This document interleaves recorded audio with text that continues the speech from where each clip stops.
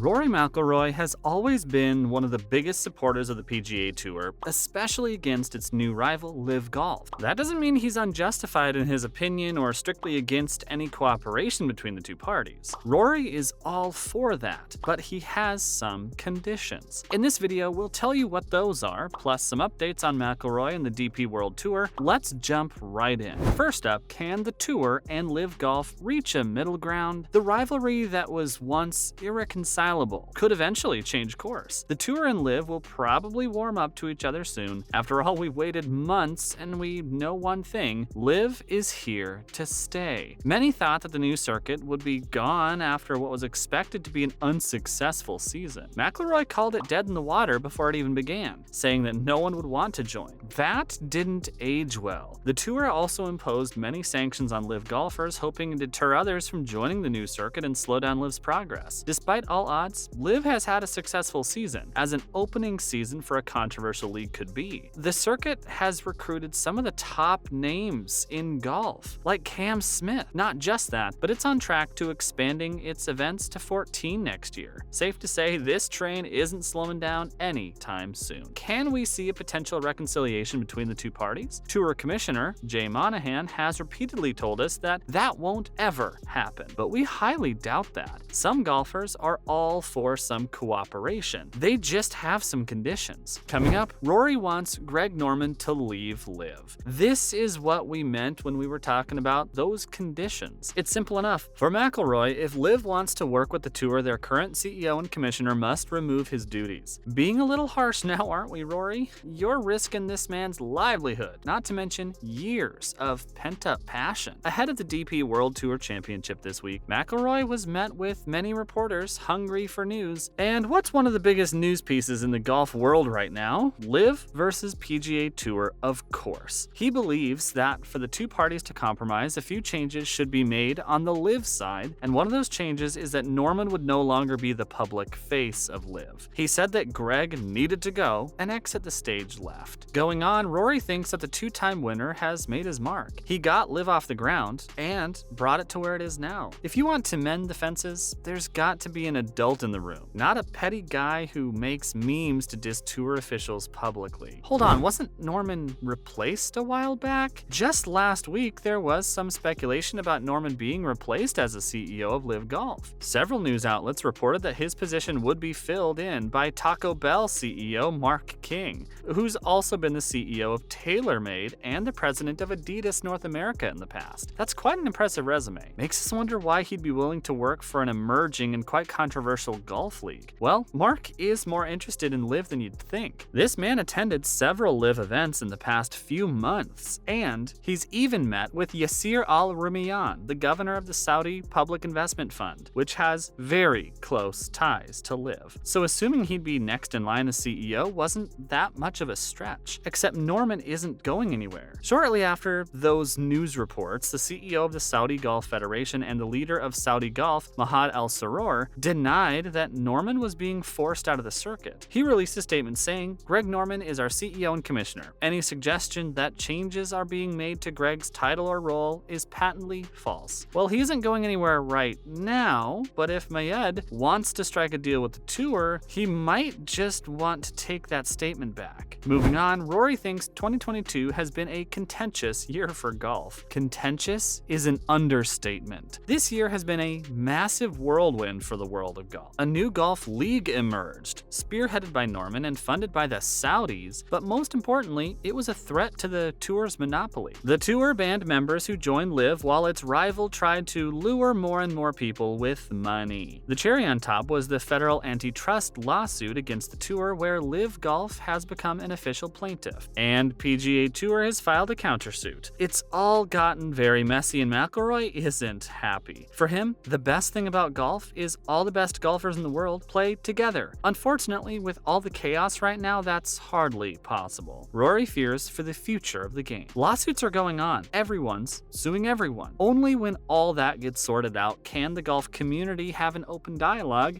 and come to some sort of compromise. But right now, those chances of a settlement are very slim. Now for the big one. What led to such harsh sentiments against Norman? This isn't Rory's first dig at Greg, but it's the most extreme one. What could have prompted it? We think it all started with the CEO's interview in Australia on Monday, where it was announced that LIV Golf would be playing in Adelaide next year. Greg spoke about the value of competitive business and sport. He thinks the PGA Tour players benefit from LIV because LIV largely influences the tour's newer policies. He's hinting at the increase in the PIP program and the new event format next year, not to forget larger prize purses. The 67-year-old said every PGA Tour player should be thanking LIV, including Tiger Woods and Rory McIlroy. This comment and blatant name-calling would upset Rory, but not because of his name. He got more upset at Tiger's name being brought up here. The Northern Irishman has always admired Woods, citing him as the reason that golf is the way it is right now. Tiger has helped every golfer benefit from his achievements, and all he's done for the sport. Rory doesn't think Tiger should be thankful. Instead, everyone else in golf, including Norman, should thank him. Let's take a look at the DP World Tour Championship now.